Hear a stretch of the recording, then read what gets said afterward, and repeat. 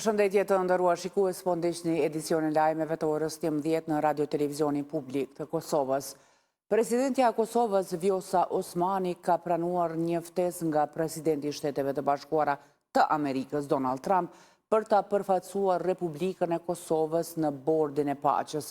Osmani në një postim në Facebook bën të ditur se me ftesë të presidentit Trump sot gjendet në Davos në ceremoninë e themelimit të Bordit të Paqes, ku Kosova u ftua të bëhet antare themeluese e këtij bordi. Kryeministri në detyrë Albin Kurti gjatë qëndrimit në Davos, ku po mbahet forumi ekonomik botror, tha se partnerëve ndërkombëtar dhe atyre potencial ua kanë prezantuar mundësinë për investime në Kosovë. Në një intervistë për RTK-n, Kurti tha se Kosova ofron mundësi unike për krijimin e degëve apo bizneseve të reja.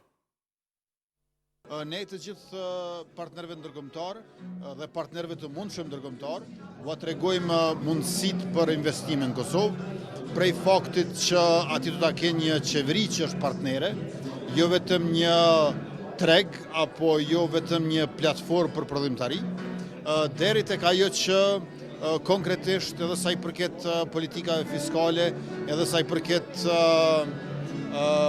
mundësive për t'i angazhuar të rinjtë tonë që janë edhe energjik e talentuar, por njëkohësisht janë edhe shumë gjuhësh, po flasin shumë gjuhë të huaja, është një shans unike për të krijuar degët e tyre si biznese në vendin tonë, që është në zemër të këtij regionit që po quhet në mënyrë të popularizuar EMENA apo Evropa, Lindja e Mesme dhe Afrika Veriore.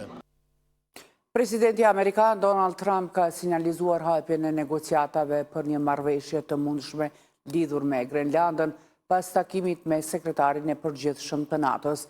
Ndërsa Washingtoni flet për bashkëpunim strategjik dhe siguri, Danimarka dhe aleatët evropian theksojnë se sovraniteti i Grenlandës mbetet i pa negociueshëm. Presidenti amerikan Donald Trump ka deklaruar se pas bisedimeve me sekretarin e përgjithshëm të NATO-s, Mark Rutte, Shtetet e Bashkuara po shqyrtojnë mundësinë e arritjes së një marrëveshje për Grenlandën. Duke folur me gazetarët pas takimit, Trump sugjeroi se një marrëveshje e tillë mund të përfshijë të drejta për shfrytëzimin e mineraleve, si dhe një bashkëpunim të mundshëm në sistemin e mbrojtjes ajrore të njohur si Mburoja e Ardhë. Edhe zëdhënësja e NATO-s, Alison Hart, deklaroi pas takimit se bisedimet mes Danimarkës, Grenlandës dhe Shteteve të Bashkuara do të vazhdojnë, me synimin që të garantohet se Rusia dhe Kina nuk do të sigurojnë asnjë prani në Grenland, qoftë ekonomike apo ushtarake. Pas takimit me sekretarin e NATO-s, presidenti Trump shkroi në rrjetet sociale se tashmë janë hedhur bazat për një marrëveshje të ardhshme lidhur me Grenlandën.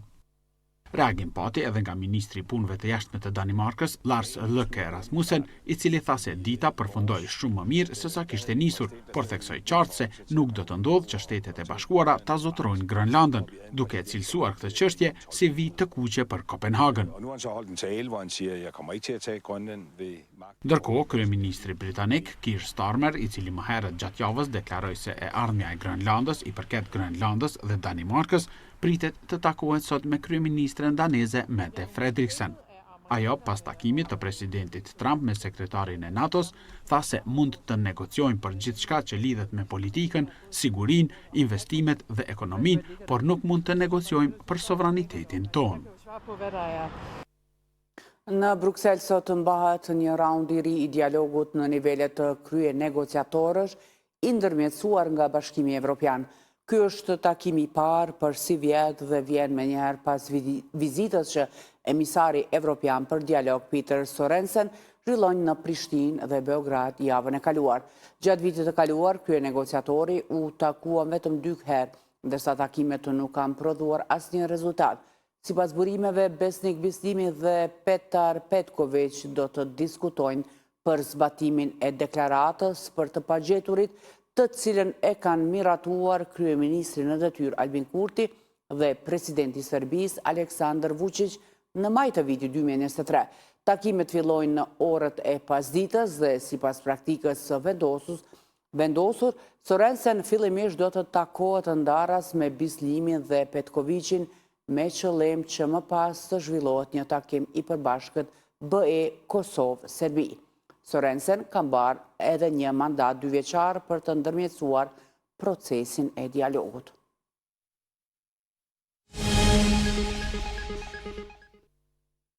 Është ngritur aktakuza e parë në lidhje me zgjedhjet e 28 dhjetorit, njoftimi u bë nga Prokuroria Themelore Ferizajt.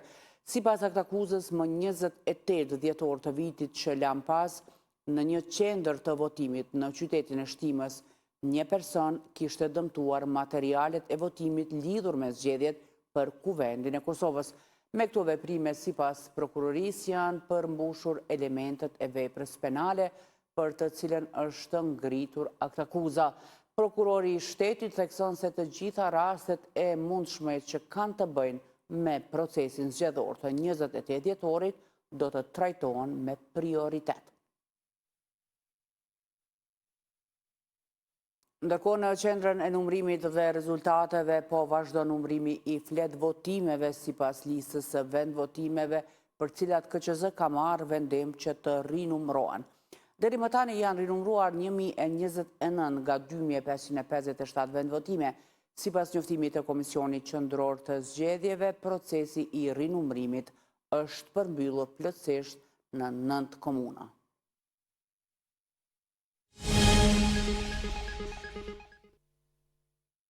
Kanë kaluar 28 vjet që nga sulmi i dytë në familjen Jashari nga ushtria dhe policia serbe. Me homazhe pranë herojve të familjes Jashari, po shënohet ky 28 vjetor i sulmit mbi familjen Jashari në Prekaz. Sulmi ku u plagosën 2 vajza të kësaj familjeje, i papritur më vonë epopesë së UÇK-s së sakrificës e qëndresës së tyre për liri. Më 22 janar 1998 në orët e hershme të mëngjesit nga fabrika e municionit në Skënderaj, rreth 500 metra larg shtëpive të lagjës Jashari, kishin lëvizur forcat e policisë serbe, të cilat u drejtuan drejt kullës së jasharëve për të sulmuar atë me armë të llojeve të ndryshme. Prokuroria Themelore në Prizren ka kërkuar nga Gjykata Themelore në Prizren saktimin e masës së paraburgimit në afat prej 30 ditësh ndaj personit i cili gjendet në ndalem 48 orësh për shkak të dyshimit të bazuar se ka kryer veprën penale vrasje e rëndë.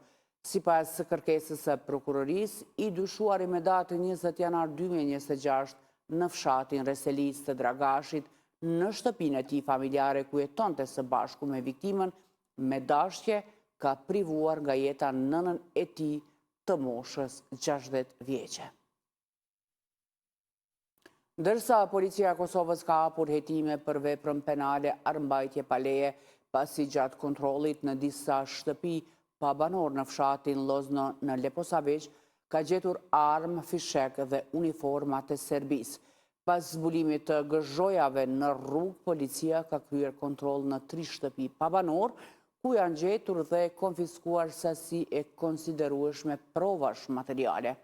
Të gjitha provat janë konfiskuar nga policia, ndërsa rasti po hetohet nga organet kompetente.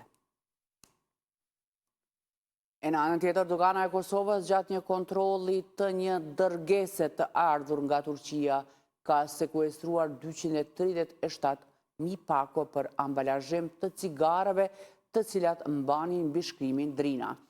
Sipas njoftimit të doganës, malli nuk ishte i deklaruar në përputhje me legjislacionin doganor në fuqi dhe dyshohet se kishte për qëllim paketim të produkteve të duhanit në kundërshtim me dispozitat ligjore. Po ashtu në njoftim thuhet se efekti në parandalim nga humbjet potenciale fiskale është rreth 340.000 euro. Ministria e Mjedisit, Planifikimit Hapësinor dhe Infrastrukturës ka marrë vendim për vazhdimin e afatit për dorëzimin e aplikacioneve për legalizimin e ndërtimeve pa leje për trajtimin e ndërtimeve pa leje. Sipas këtij vendimi, afati për aplikim është vazhduar për herë të parë për një periudhë prej 12 muajsh, duke filluar nga dita e nënshkrimit të vendimit. Vendimi është marrë duke marrë parasysh nevojën për kohë shtesë me qëllim të realizimit të plotë të objektivave të ligjit për trajtimin e ndërtimeve pa leje. Të nderuar shikues, ishte kjo e tëra për këtë edicion të lajmeve. Ne ju falenderojmë për vëmendjen tuaj. Mirupafshim.